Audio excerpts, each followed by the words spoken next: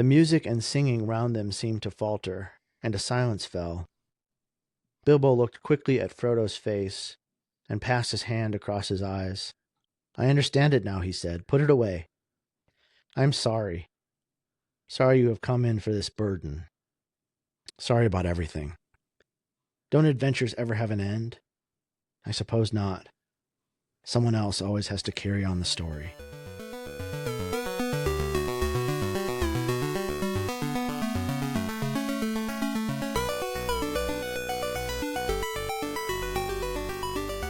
Welcome to the Wayward Wizards podcast. Today we are reading Book 2, Chapter 1 of The Fellowship of the Ring, a chapter entitled Many Meetings. I'm Zach. That's Logan. Yo. Here we are. This is an emotional first reading. Yeah, I really struggled getting through that. Bilbo's regrets. Yeah. At Frodo having to bear this burden of the ring. Yeah. And the effect it's having on Frodo, but we'll get to that interaction here in a little while. We follow a chapter which is variously exciting and Nostalgic almost? yeah, nostalgic, some fan service. Yeah, calling back perhaps to The Hobbit a lot. Yeah. You know, even though the hobbits have Aragorn with them, they get a little lost. They spent some time being lost, and then there's this huge, exciting climax at the ford, and darkness falls on Frodo. And then here at the beginning of book 2, we have Frodo waking up and finding himself in a bed. Not knowing what day it is, or yeah, he doesn't know how long he's been asleep. He's like, was I ill? Where am I? What day is it? It's funny. He says he thought he had slept late. Like, oh, maybe I just slept in, Yeah, maybe I'm in my hobbit hole, but he notices that the ceiling is shaped funny. Yeah. Dark beams richly carved. He realizes that he's not in a hobbit hole because the ceiling is flat. I love this. He lay a little while longer looking at patches of sunlight on the wall. That's so beautiful. I mean, you wake up and have that moment where you're just sort of looking around, Yeah. Getting your bearings. You're like back in the waking world. And he just talks to the ceiling. Where am I? And what is the time? And the ceiling answers. In the house of Elrond. And it's 10 o'clock in the morning. Yeah. It's the morning of October the 24th, if you want to know. Good old Gandalf. So Gandalf returns after a long absence. And looking at my timeline notes that I have here. So they leave Hobbiton the day after Bilbo and Frodo's birthday on September 23rd. And now it's October 24th. So it's been almost just over a month. Everything that's happened has happened over just over a month. Mm-hmm. And we find out that Frodo on Weathertop, that was 17 days ago. So really the action of the book that we get in book 1 is really only over just a couple of weeks. After Gandalf's long absence, after the party, like the adventure that we've had so far has really only been a couple weeks long. Yeah. And then it kind of jumps forward in time very quickly while they're in the wild. They're in the wild for, 10, 11, 12 days. And then Frodo sleeps for 4 days. And now here he is in bed. And Gandalf's back. It's very comforting having Gandalf back. Oh, it's been so disorienting not having Gandalf. Yeah. It's almost like being back at home or something. Because he's such a solid character, and the characterization is so strong of Gandalf. That he gives us steadiness or something that even Aragorn doesn't really. It's nice having Aragorn part of the story, but or part of the party, but but Gandalf is really the dad. yeah, it's like without him, they were never supposed to be on the road without him. Right. And we mentioned last week that when they get to the Troll Downs, the Etten Moors or whatever it's called, where they Mm-hmm. find the three trolls from The Hobbit, we mentioned that in the story of The Hobbit, they leave Hobbiton and then they're kind of like yada yada yada, and then we get the story of the trolls. Right. Um, and then in this story, there's all this trouble that happens in between Hobbiton and the trolls. Mm-hmm. And I mean, what's missing between those two stories? It's like when Gandalf's with you, things go a lot smoother, and Absolutely. when Gandalf's gone, things are a lot harder. Yeah. And yeah, it's comforting to have him back, but we still, like, if we're reading this for the first time, we still have no idea where Gandalf's been or what has happened, and neither is Frodo. And that's really one of the first things that he asks. He's like, where were you? And Gandalf's like, I'm not allowed to talk to you about it, really. Elrond just told me that all you're supposed to do is just rest today and no talking. Mm-hmm. But he kind of just leaves it at, I was held captive. And Frodo's like, what? You? Like who could hold you captive? And he's like, I really can't get into it, but just know that there are powers in the world for good and evil. Some are greater than I am, and against some I have not yet been measured. But my time is coming. And so there's a little bit of foreshadowing there. But yeah, Yep. if you're reading this in 1954, you don't know about Sauron. Sauron is just very briefly mentioned in chapter 2, The Mm-hmm. Return of the Shadow. And there is a little bit of foreshadowing, showing that he maybe isn't someone that we can trust fully, but we really don't have any idea about who he is as a person. But we're about to find out that, Gandalf was held captive by another wizard. I love that Gandalf, when Frodo cries, he's flabbergasted that Gandalf could be waylaid in that way. Yeah. He says, "Yes, I, Gandalf the Grey." He knows he has a reputation as a powerful person, Yeah. but and maybe there's a little bit of foreshadowing about the confrontation with the Balrog here. Yeah. Also, Oh, yeah. there are some powers in the world that are greater than I, or at least equal. I think the other obvious person that he's talking about, the other power that he's talking about, is the Witch King of Angmar. Right. And that's really his foil in the story. Gandalf is this source of consistency and strength and comfort for the hobbits because he's so capable. But we just had 200 pages of Frodo being completely out of his depth. Mm-hmm. And it's interesting to see how he's like shocked that there is a situation or an enemy that would be beyond Gandalf's capabilities as well. Yeah, and that's sort of scary. I mean, as much as we're excited to see Gandalf again, we also know that there's things out there that could waylay him. We get some kind of exposition or information about confirming about the riders and that they're 9 servants of the Lord of the Rings, and that Gandalf didn't know about them. Well, it says that he did know about them, well, but he knew about them, but he didn't suspect that they were abroad. didn't know that they'd arisen again. Or else he never would have left Frodo in the first place. Yeah, he would have always just stayed. And that's, I think that's important. It's an important to show kind of Gandalf's care for Frodo and the hobbits. Right. And also to show that the ring wraiths are really not just a force to be trifled with. They're Right.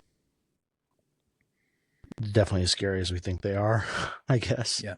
Or even scarier. Yeah. And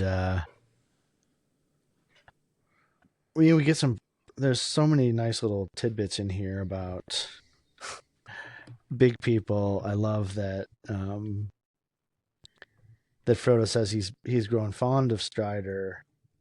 Not exactly fond, but he's dear to me. He kept us safe, but I didn't think any of the big people were like that. I didn't think big people were like you, Gandalf. I thought that they were just sort of stupid. Yeah. But he corrects him. He's like, Barleyman Butterbur, yeah, he is says, just like kind of stupid like Butterbur, or wicked like Bill Ferny. But apparently not, and Gandalf says, well, Barlowman's wiser than you think. And yet he can see through a brick wall in time, as they say yeah. in Bree. So we get another saying of Bree. Yeah. Bree saying, which is what Barlowman kind of trades in, which is funny that Gandalf picked that up from Barlowman probably. Yeah, he is almost kind of mimicking the way that he talks. And then we get more background about Aragorn as well, because Frodo says, do you really mean that Strider is one of the people of the old kings? I thought they had vanished long ago. I thought he was only a ranger. Gandalf says, only a ranger? Yeah. The rangers are these people from long ago. Right. That's what we find out, that they're kind of a remnant of these folks who moved from Numenor. They're not just a bunch of dirty, transients or whatever. I think it's interesting that he says, the race of the kings from over the sea is nearly at an end. It may be this War of the Ring will be their last adventure. Yeah. I mean, that's like a level of understanding of the stakes that I don't feel like anybody else in the story really has at this point. Mm-hmm. But like, just think about what we learned from that. It's like, we're in a War of the Ring. It's like calling World War II while you're in World War II. Like you don't really do that. You think of it in terms of where you are now, but he almost has this like kind of like long view of just exactly what the stakes are. One thing that we kind of skipped over that I think is worth mentioning is that Gandalf knows things about Frodo's journey that he hasn't told anyone else. Oh yeah, he like reads his mind. Frodo hasn't told anybody else about the fact that he almost abandoned them in the Barrow, mm-hmm. Which I think kind of shows like maybe that Frodo's like a little ashamed of it, mm-hmm. or maybe he just doesn't, want to like bring up a sore topic with his friends. Like, hey, remember when I almost left you guys? Yeah. Yeah, Gandalf was like, you talk long in your sleep. And then he's like, but also, it was kind of easy for me to read your mind while you were sleeping. A little creepy. Yeah. Yeah. Weird. There's some powers there that we don't get too much of a glimpse into, but there's certainly something going on there where there's some sight or something into the sleeping world, or right, the ability to, read somebody's mind. Pretty interesting. I love how mysterious all that just gets left. It's something that it's a great thing about this book for sure. It kind of they don't really talk about it very often, but really not until the end of the book, like towards the end of the book, we get an image of Elrond and Galadriel and Gandalf at night speaking without words to each other, just reading each other's mind. And I guess, we get the image of Galadriel coming up towards the end of this book, reading Boromir's mind and reading Frodo's mind, and Sam feeling like he's standing there without any clothes on. So I think that it is just something that they're really spiritually powerful. Yeah. Characters in this book are able to see the truth without the need for words, mm-hmm. which I think is actually, it speaks to Tolkien as a scholar of words, as a philologist. Mm-hmm. I think he had this understanding that words were a signifier of a deeper meaning that was really not possible to be communicated through spoken or written word, but that there was a time when language was perfect, and it has kind of become similar to the way that everything fades in Lord of the Rings or in Tolkien's universe. Mm-hmm. That there's like an entropy of language as well. Like there was a time when language was more perfect. Like it was a perfect expression of the thing you were beholding in nature or something. 100%. We get a little bit of insight into sort of the lore of Elrond in this chapter. We get the the poem that Bilbo writes in the end, which gives a little bit of background into Elrond's history, we learn from Aragorn in a little bit that Elrond has sons who are out kind of surveying the land and getting news and reporting back to Aragorn. And we find out that Elrond's wife had been abducted by orcs and had been tortured by them. Mm-hmm. And so that's why his sons are so interested in fighting orcs. And they're so restless about it. And we also find out that Elrond basically saved Frodo's life. Like, he was asleep and he was very ill, but then just the night before, Elrond had found a shard of the knife. And Gandalf says, "We have been terribly anxious, and Sam has hardly left your side day or night, except to run messages. Elrond is a master of healing, but the weapons of our enemy are deadly. To tell you the truth, I had very little hope, for I suspected that there was some fragment of the blade still in the closed wound. But it could not be found until last night. Then Elrond removed a splinter. It was deeply buried, and it was working inwards." And we find out that the blade is notched. Yeah. So yeah, you were saying last week that maybe the blade was designed, for this purpose, to leave shards in it, in the person that it stabs, and you were told that it's gone, but I think we know and get some indication in last chapter and this one that the wound is not something that will ever necessarily leave him. So even though that shard is removed, he still carries almost like a moral injury or something, like a spiritual wound. Yeah, exactly. Well, here we finally get an answer. We've been asking this question for the last couple episodes. Yeah. Why they didn't just kill Frodo outright. But Gandalf just tells him here in this little bit of exposition. He says, "They tried to pierce your heart with a Morgul knife, which remains in the wound. If they had succeeded, you would have become like they are, only weaker and under their command." So there's the word command again. Mm-hmm. "You would have become a wraith under the dominion of the Dark Lord, and he would have tormented you for trying to keep his ring, if any greater torment were possible than being robbed of it and seeing it on his hand." That is fascinating. Yeah. That having been a ring bearer, seeing it on the hand of probably anyone else, but maybe particularly Sauron, is like awful, even worse than being tortured or something. Well, I mean, the only two examples that we have of people who had the ring for an extended period of time and then lost it are Gollum and Bilbo. Right. And of course we know that Gollum is completely wretched. Seeing that Frodo has the ring is torture to Gollum. But like in just a couple pages when he's reunited with Bilbo, he has this, the bit that we started with is him having contrition for how he just treated Frodo at the thought of seeing the ring again. I actually think there's a more complicated reading there. Please, go ahead. Bilbo asks to see the ring. Frodo feels reluctance at showing it to him. And Bilbo says, "Well, I should just like to see it for a moment." And Frodo has it on a chain. And he drew it out. And Bilbo put out his hand, but Frodo quickly drew back the ring. To his distress and amazement, he found that he was no longer looking at Bilbo. A shadow seemed to have fallen between them, and through it he found himself eyeing a little wrinkled creature with a hungry face and bony, groping hands. He felt a desire to strike him. The music and the singing around them seemed to falter, and the silence fell. Then it says that Bilbo looked quickly at Frodo's face. I don't know if this is actually a description of the way Bilbo looks. Yeah, I think Bilbo. Yeah, Bilbo wants the ring. He wants to touch the ring. He wants to possess it just as he used to.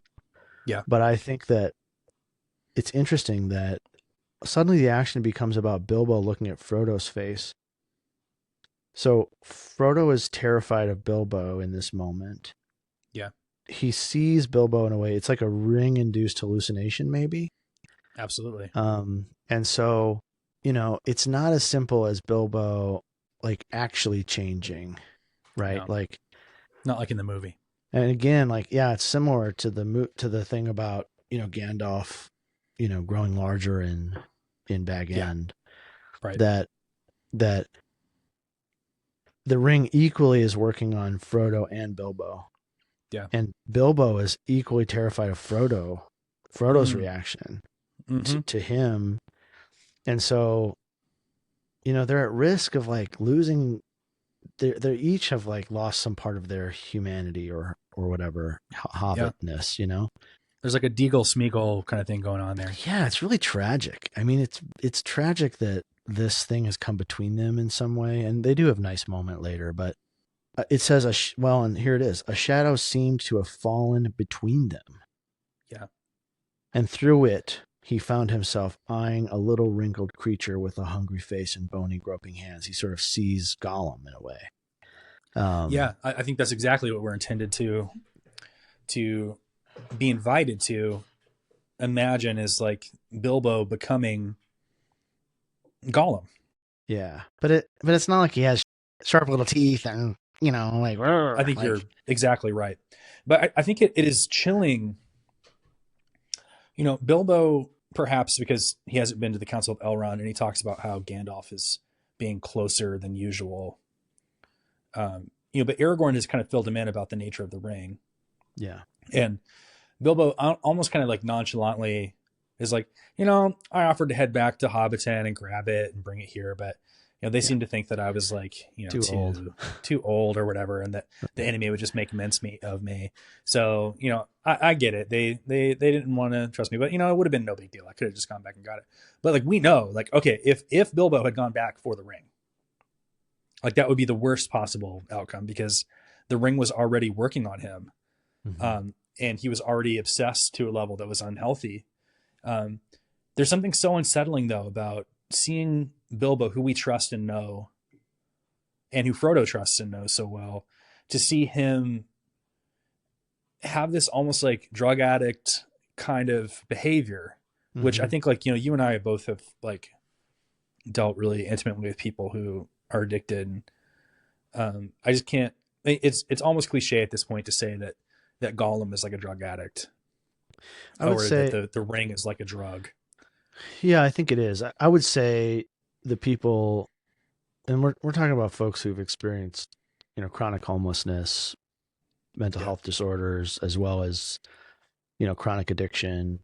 And there's a way in which those folks have lost themselves, Yeah. to a degree that goes way beyond, even kind of mainstream media representations of what addiction is like. Right. Um, and so, and to lose that part of yourself is really a tragedy.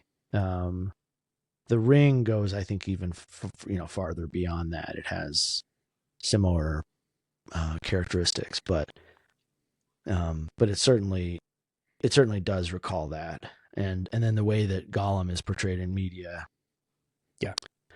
unfortunately, comports with the vision of some of the folks I know who are Right. actively using and misusing drugs. Um, the thing that the ring does is creates the like it. People don't take drugs in order to be addicted to drugs. Like they don't take No. drugs to get the harms. No. They do Right. it to address another issue, Right. usually. Right. Right. And the ring, even more powerfully than most street drugs, um, it hollows out a person out in a way, and like creates that condition, Yeah. that Yeah. keeps them kind of desiring and wanting it, even if they didn't maybe have that condition in the first place. Right. Frodo seems like a pretty healthy and whole person, you know. Um, I don't think Frodo's at risk of like getting addicted to fentanyl or whatever. Right. Um, but the ring, uh, Yeah, the ring is, well, it's evil. I mean, it's Yeah. and that stealing someone from themselves is sort of the, Yeah. you know, one of the worst definitions of evil I can think of, or Damn. best, I Yeah. guess. I mean, it's funny. I was reading a Reddit thread, which is, not recommended, generally speaking. Um, and somebody was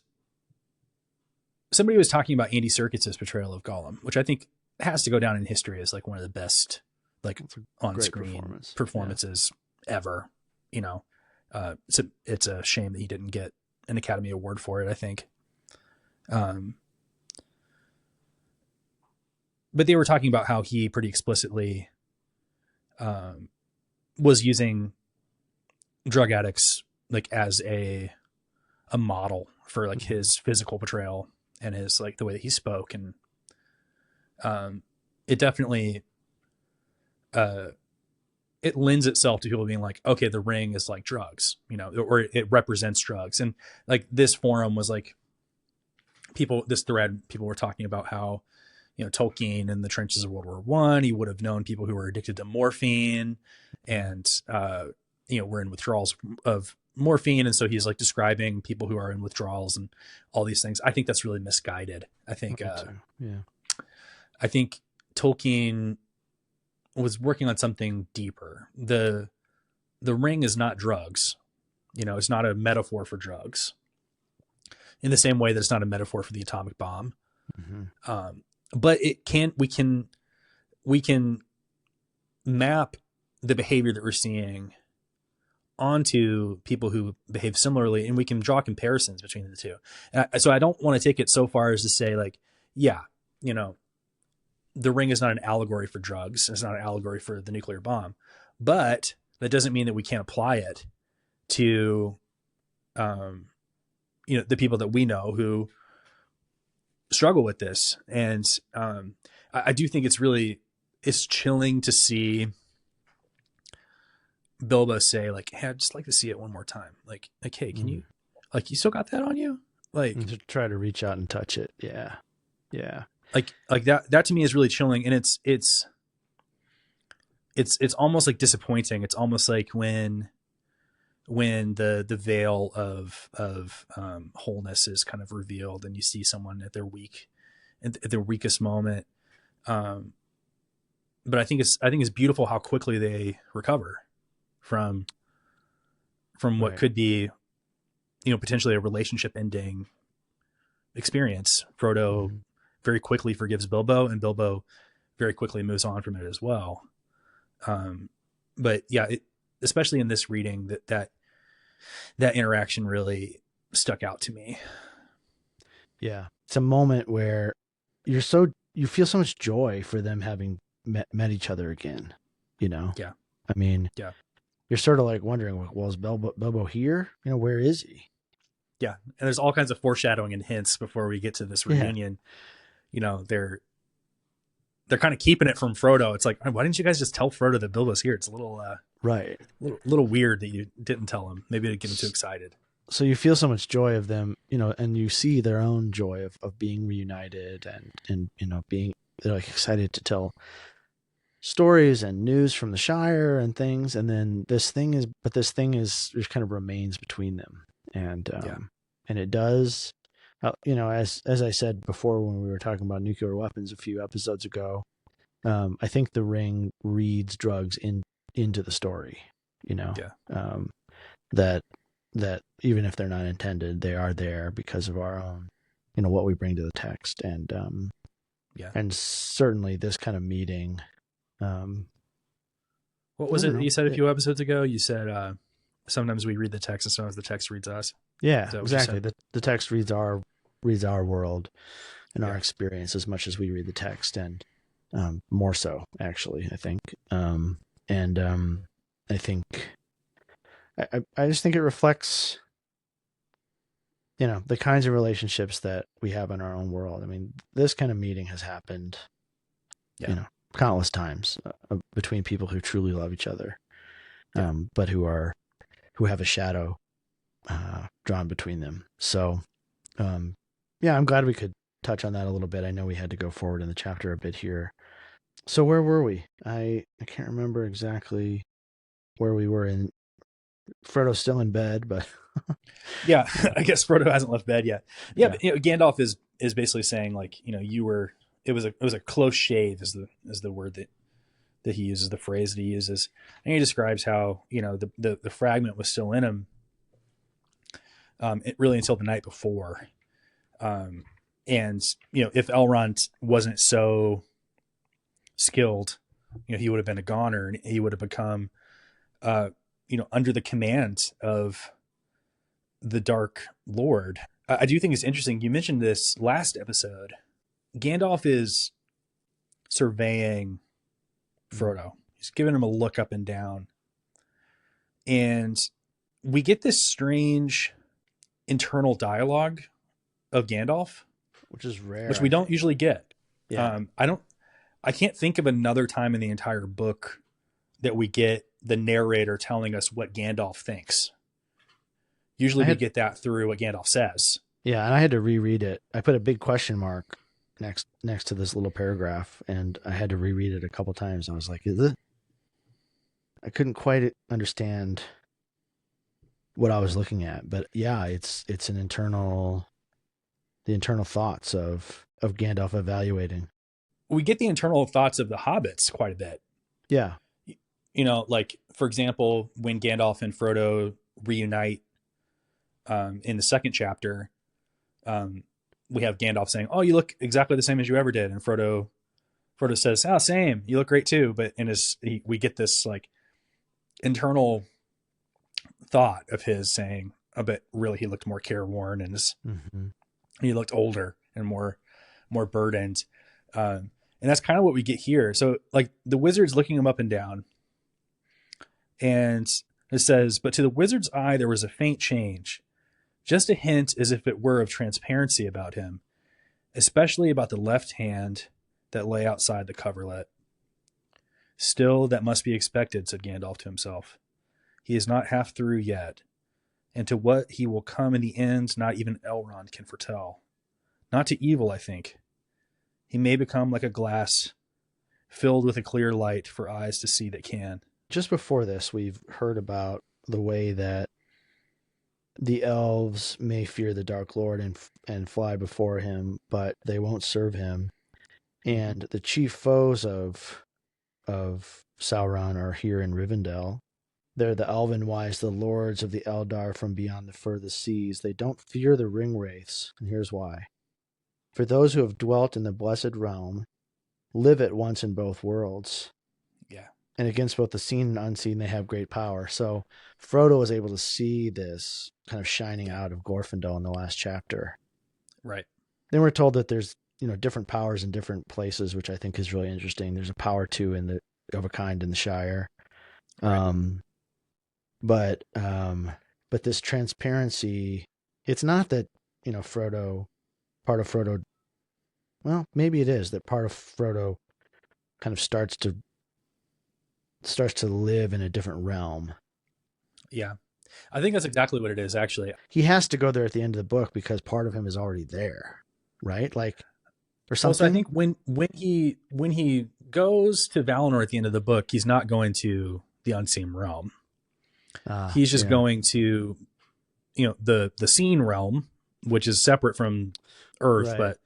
but it's just to be like in the light of the Valar, and that gives him, strength and healing.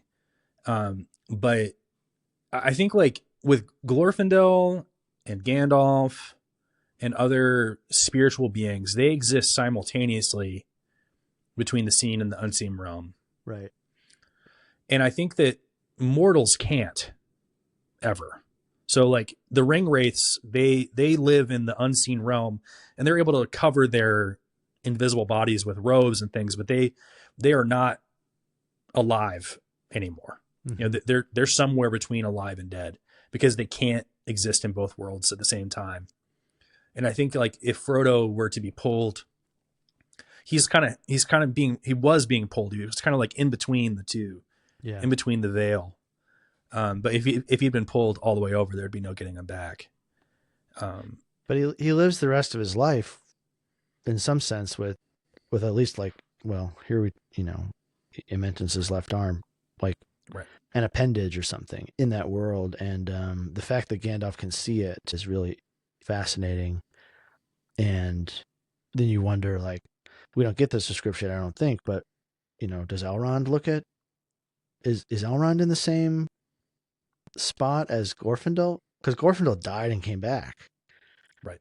Right. And so, right. So maybe Elrond's not as old as Glorfindel, and Elrond was never in Valinor. Yeah. So maybe not. But I think he's definitely got a kind of a similar spiritual power. So I think there's probably a sense that like these like spiritually powerful beings, when they look at Frodo, they know, oh, okay, you're wounded, Mm-hmm. And maybe they were able to see it in a way that Frodo's friends and, other mortals aren't able to see. But I think like when Elrond and Gandalf look at Frodo, maybe they're not seeing him like he's transparent necessarily. Maybe that's more of a metaphor, but they can like see like, oh, okay, this is a wounded person. And, really from this moment on, Frodo isn't the same.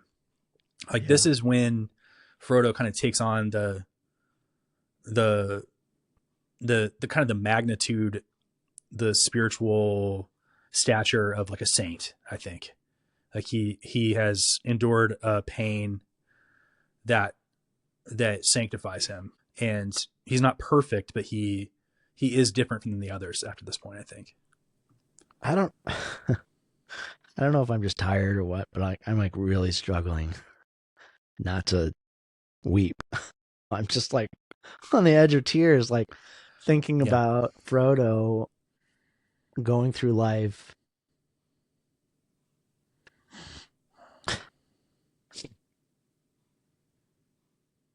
with a wound that his friends can't see. Yeah. Yeah. I mean, God, it's just so sad. And he is healed by Elrond, but he isn't whole. And he has, and it's not like he's done. You know what I mean? I mean, Gandalf says he's not even close. He's not even Gandalf close to being says done. he is not half through yet. What does that mean? Half through his journey? I think so. I think Gandalf, even though Frodo willingly takes on the burden of taking the ring to Mordor, I think that Gandalf knows that he's really the only one that can. Yeah, and maybe he's even more equipped or in some way. I do think there's a way in which people who've experienced profound suffering, moral injury, and have lived through it have some kind of ability to bear suffering willingly, in ways that folks who haven't maybe had that same experience can't. And so but to have this terrible journey ahead of you and to have already been wounded in such a way is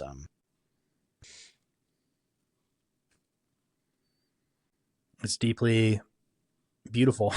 Yeah, it's extremely affecting. And we get to it's so funny. We get to hear that actually being the ring bearer, and this is skipping past all those awesome stuff about the flood and the magic that Elrond and Gandalf put in there, and the boulders and the shape of the horses, the shape of the horses, and what they can see and what they can't, and Glorfindel, and his wrath as the elf lord unmasked and all that kind of stuff. Frodo says, "Why is everyone taking so much time and trouble to show me so much kindness?"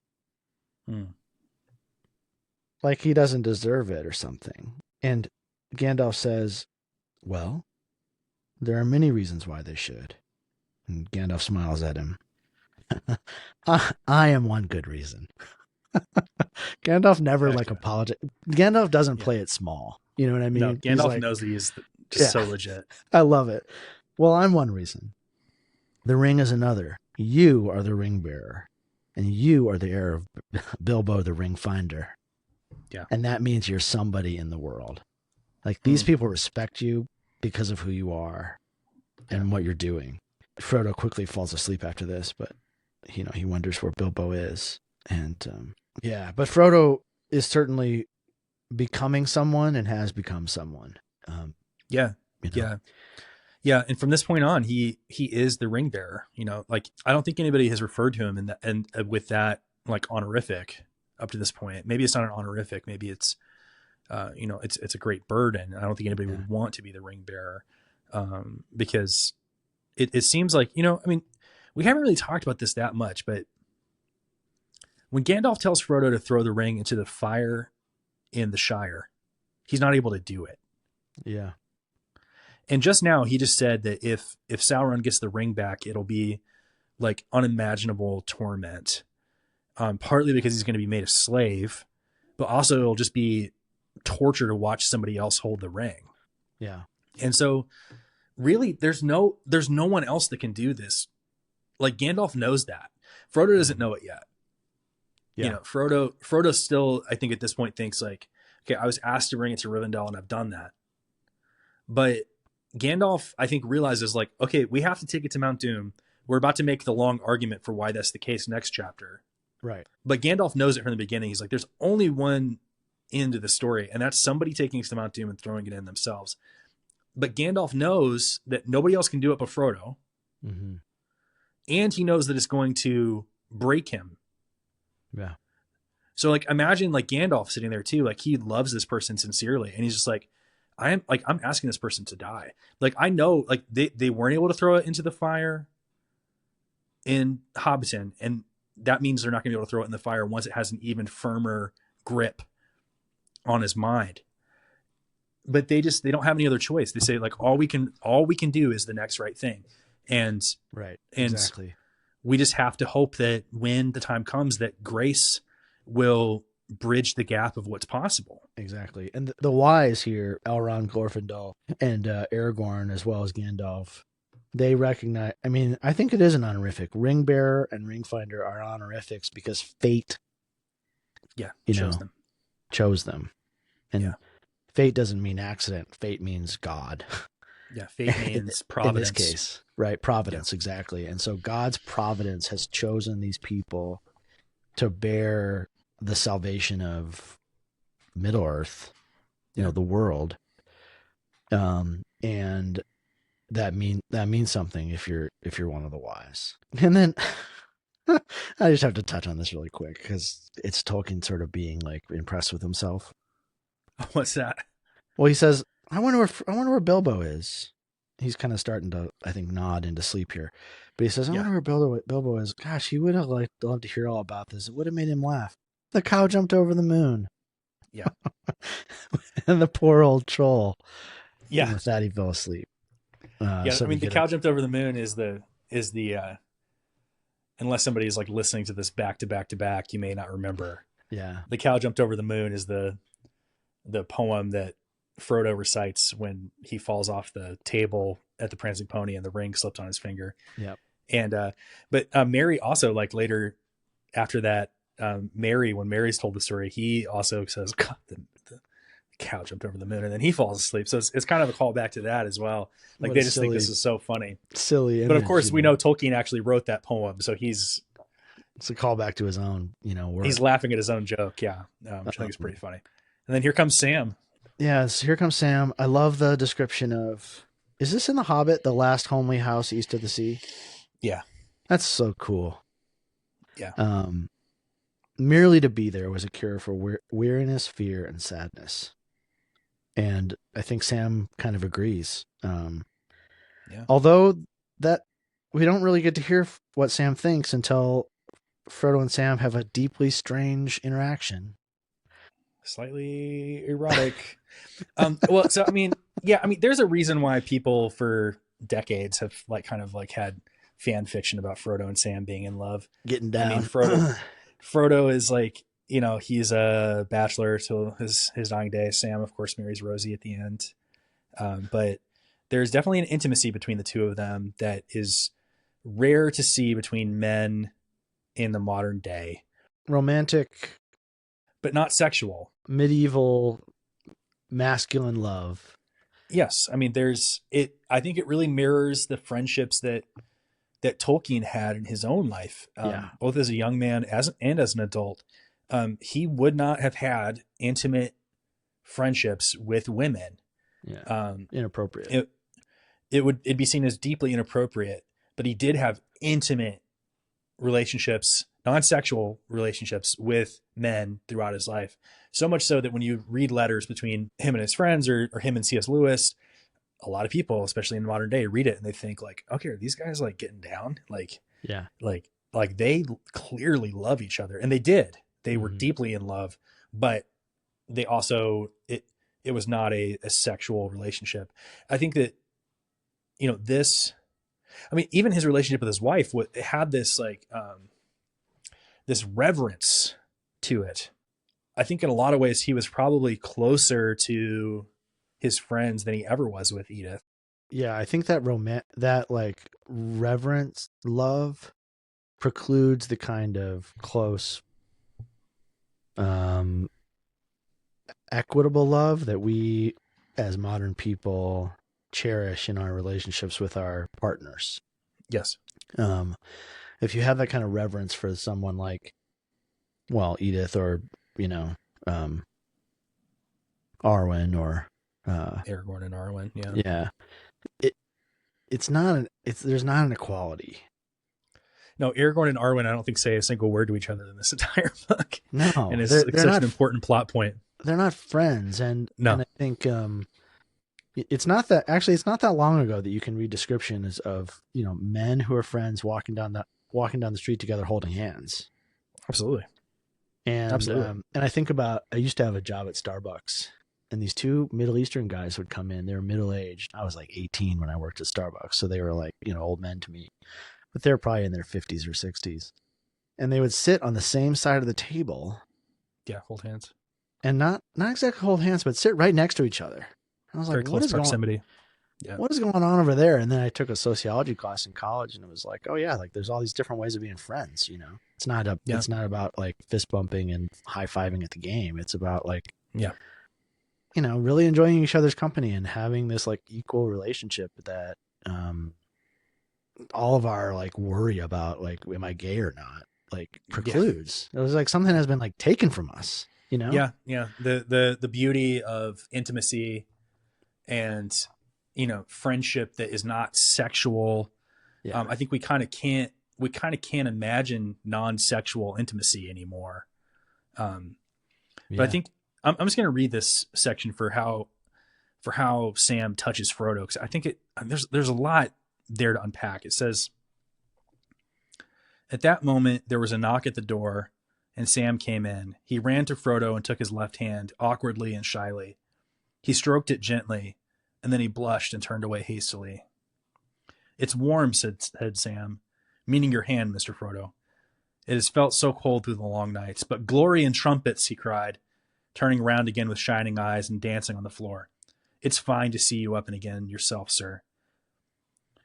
I think it's, he takes his hand, and then I think he realizes like, okay, maybe this is too close, because there's this dynamic between the two of them.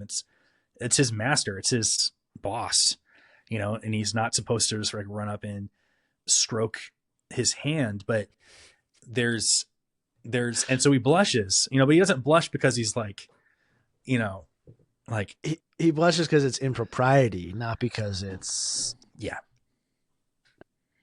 I want to say though that, I mean, I don't want to preclude people's desire, interpretation or something here. You know what I mean? Like, yeah. Maybe they should have gotten in bed right then. Like, I don't know. Well, famously, Ian McKellen, who, speaking from my own experiences, one of the first gay people that I knew about growing up, because I grew up in a pretty conservative part of Texas. Yeah. So I did not know any gay people that I knew of. Right. And I remember listening to the actor's commentary on the extended edition of the Fellowship of the Ring, and Ian McKellen saying about this scene in the movie, as a gay man, this scene really touched me. And so I went up to Sean Astin and I said, don't forget to grab his hand. Mm. Like, it says it right there in the text. And it's very important that you have this moment of intimacy with him. And he said, as a gay man, it was very important for me to see that. And so, yeah, I think those readings are not just appropriate. I think they actually add a level of importance to these texts. And I think I don't know. I think it's important for us to kind of just mark how special their relationship is. Yeah. And maybe they help, maybe they help us as, I mean, you and me, as straight men, whatever that means, I mean, the whole idea of sexual identity is so modern as well, but, it helps us to understand the possibilities for intimacy between two men. Yeah. To go all the way to the end of the idea here of this sort of homoerotic thing that we are reading into the text. Yeah. Like, let it go. Like, yeah, like think it through to the end, because that's how much these guys love each other, especially by the end of the book. I mean, God, like Sam's got to pick Frodo up and carry him on his back. Like, come on. Yeah. They're so intimate that Sam almost like apologizes to Frodo when he gets married. Do you remember that? Yes, that is fascinating. I mean, it's a foreign idea to us to be that. And like looking into Tolkien's biography, which he would hate. I'm sorry, Professor Tolkien. I know you're rolling over in your grave. Yeah. When C.S. Lewis got married, Tolkien was furious. And he just didn't get it. He's like, I don't get this relationship. I think it's deeply strange. And he was so wounded by it that their friendship suffered from it. So much so that when C.S. Lewis's wife died, Tolkien didn't go to the funeral. Very odd. And like, I have to read into that and just be like, yeah, I mean, he felt almost betrayed that his lover would find completion in someone else, and to the point where he resented it. I have disliked my friends' like partners. Yeah. But if they died, I would like show up for my buddy. You know what I mean?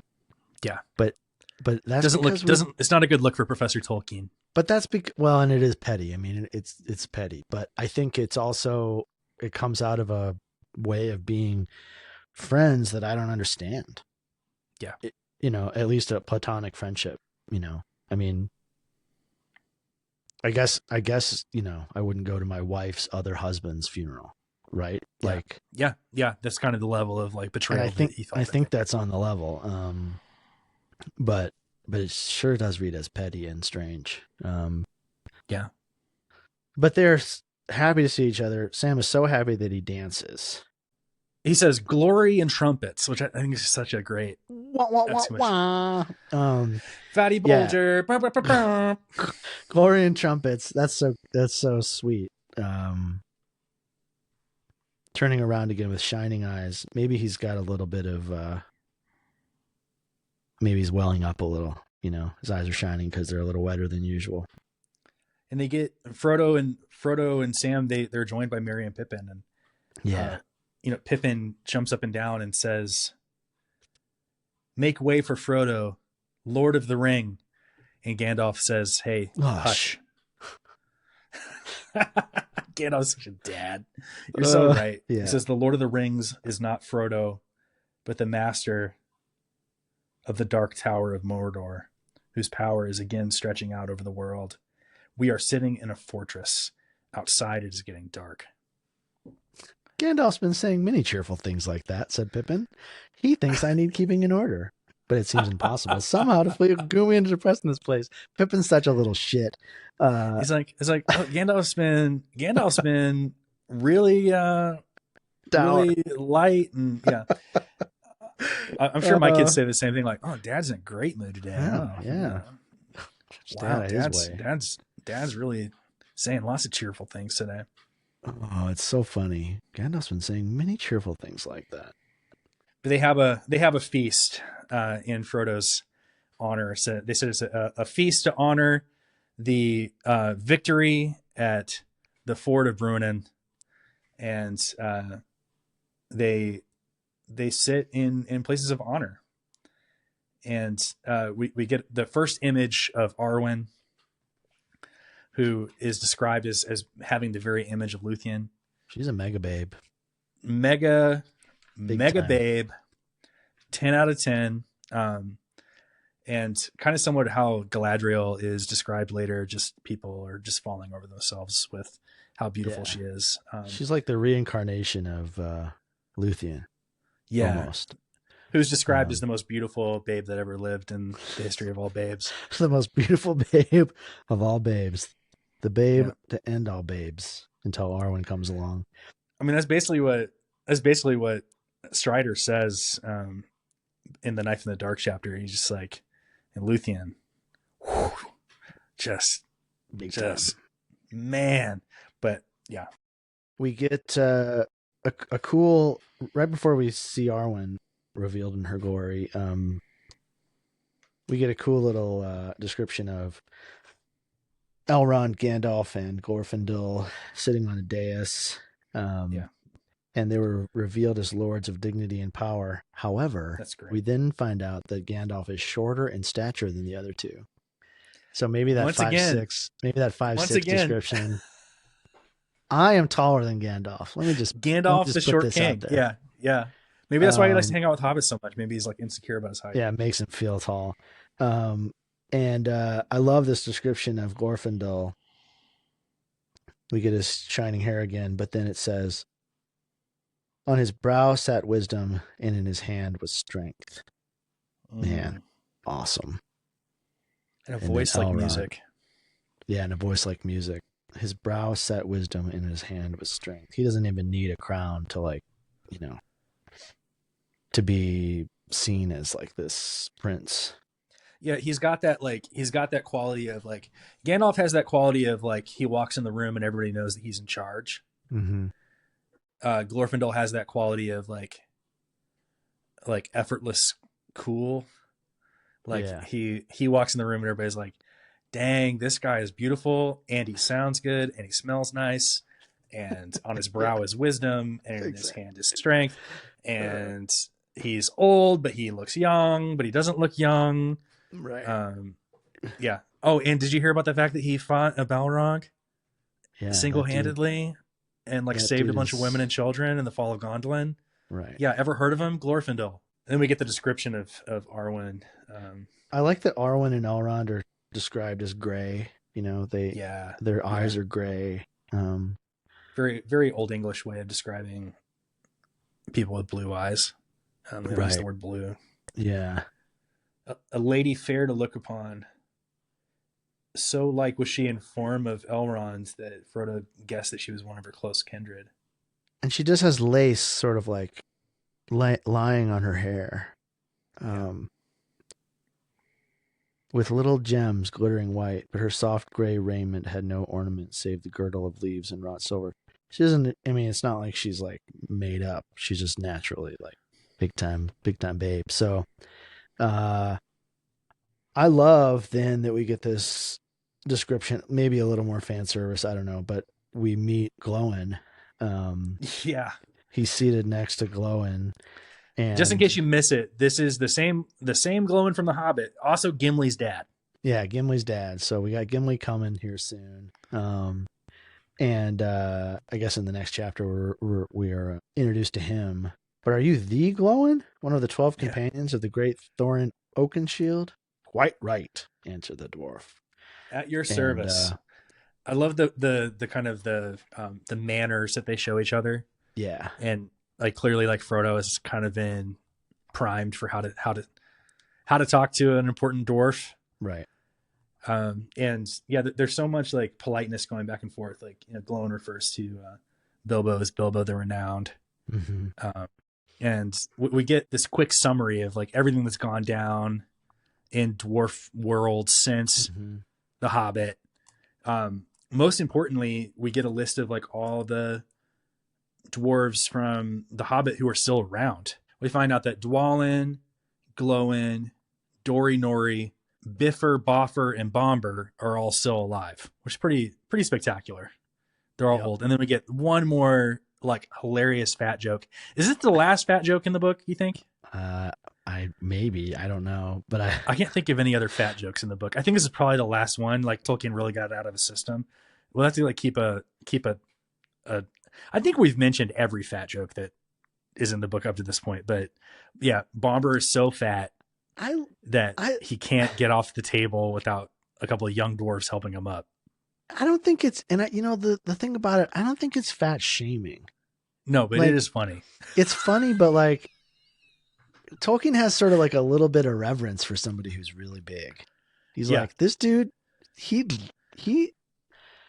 like, it's like a lustiness or something. Like you're a big dude and like you're so fat that you couldn't even move yourself from your couch to his chair at a table.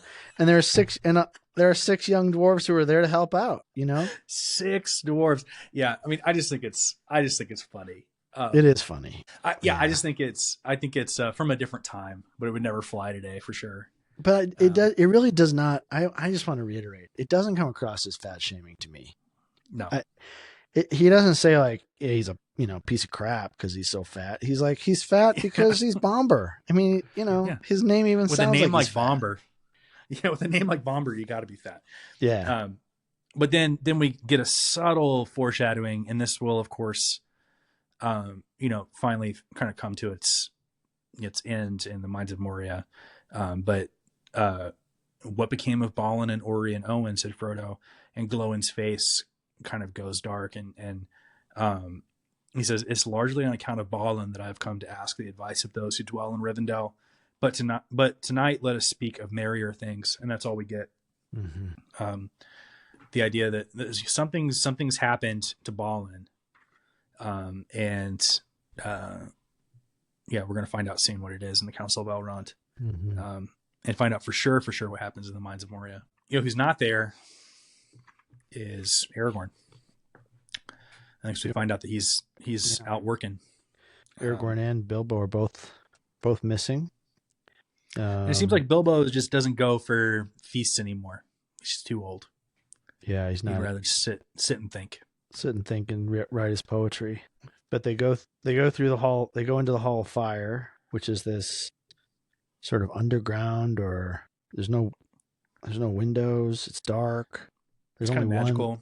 There's only one light in there, and that's this fire that's kept all year round. There's little other light.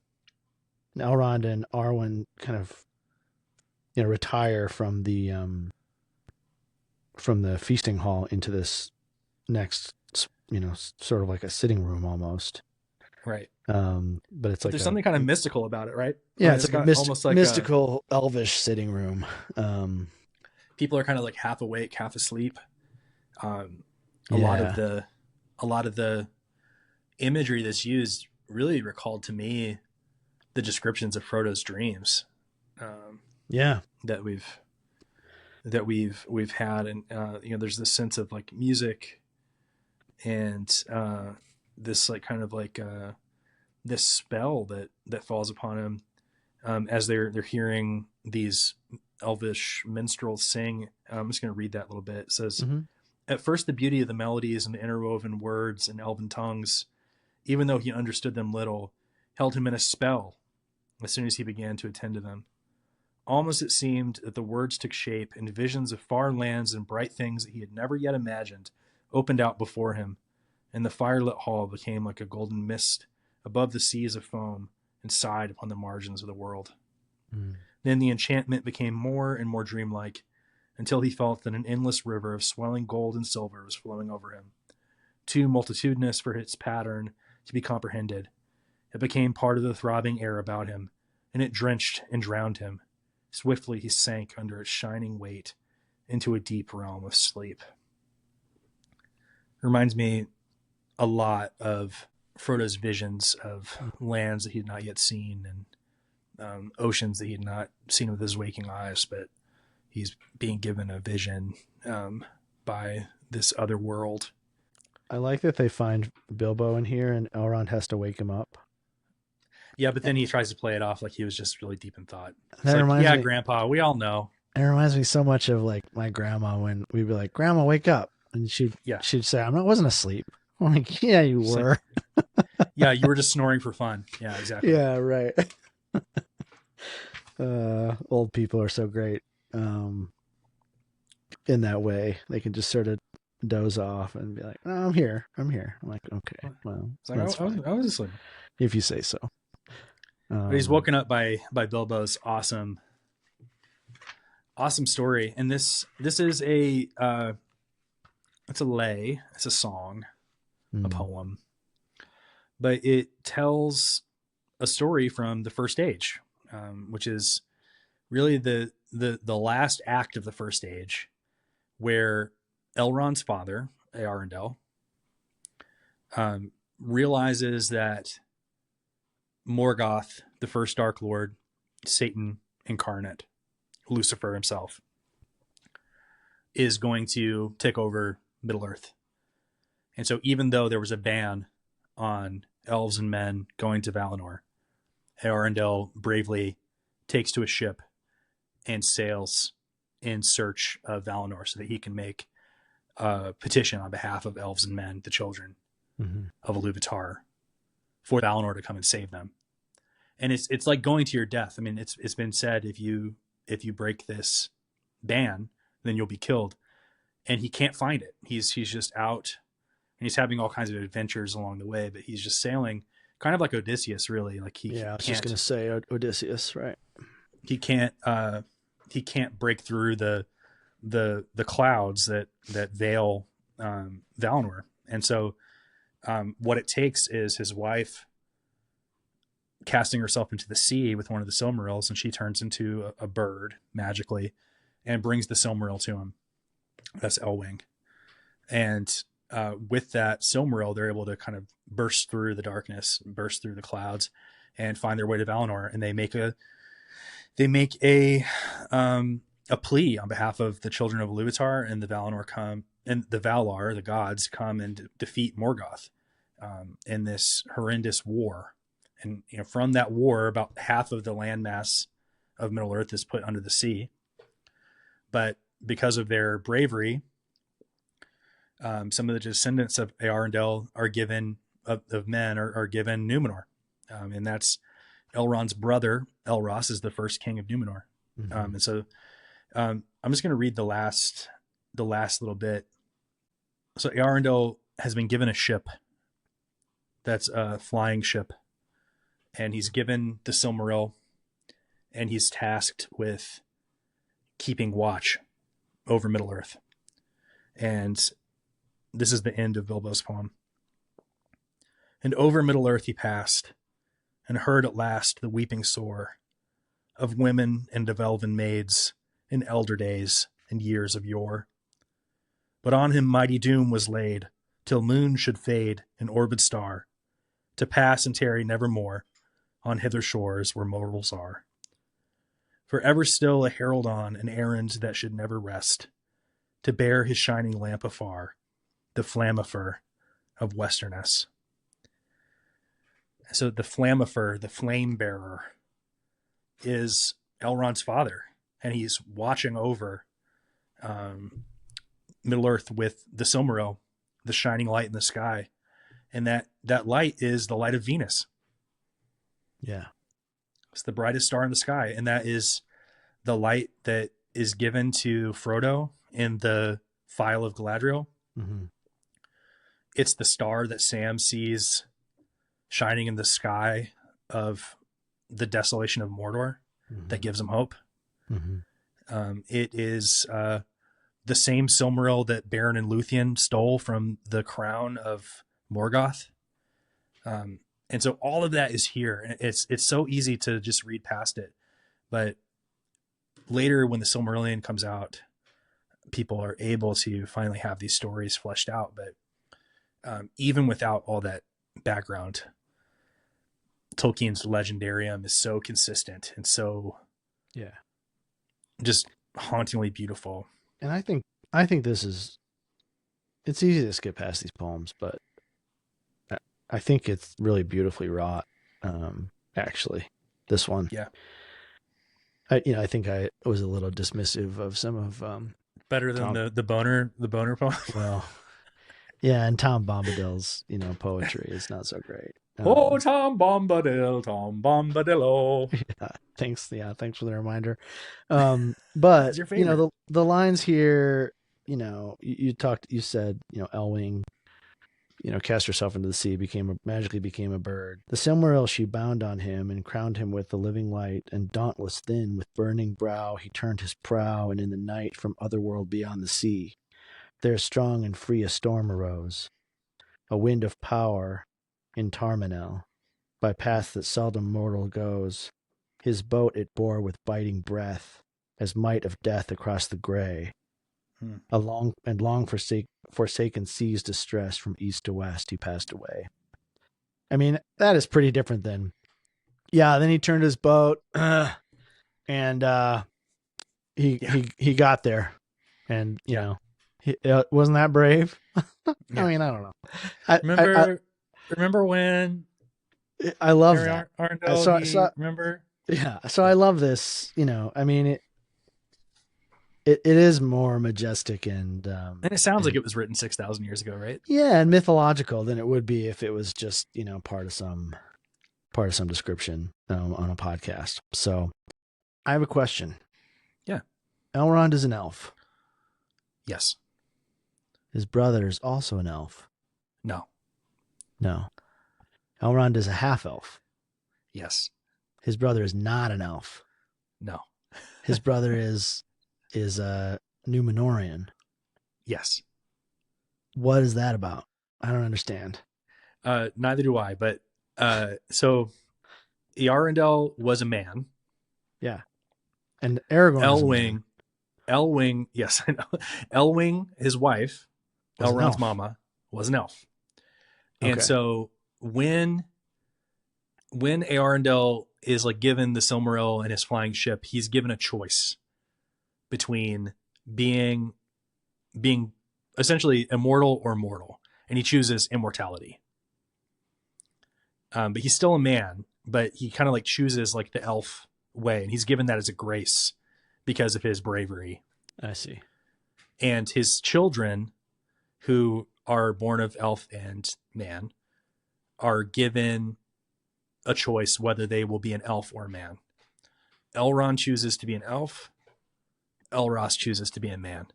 But he's given like 500 years of life or something, which is why the Numenorians live longer. Oh, I see. So Aragorn is a man. He's not an elf, but he has elf blood in him, going all the way back to Elwing. And who is Elrond? Elrond's brother is who? Elrond's brother is Elros, the first king of Elros. Numenor. And he chooses the man no. Path. Yeah. He chooses the man path.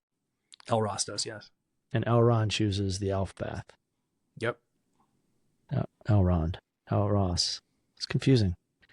Well, we'll read Silmarillion eventually, and maybe then I'll figure it out. But then you'll just be even more confused because I've watched lots of YouTube videos to try and understand the Silmarillion. Yeah. I'm still kind of halfway.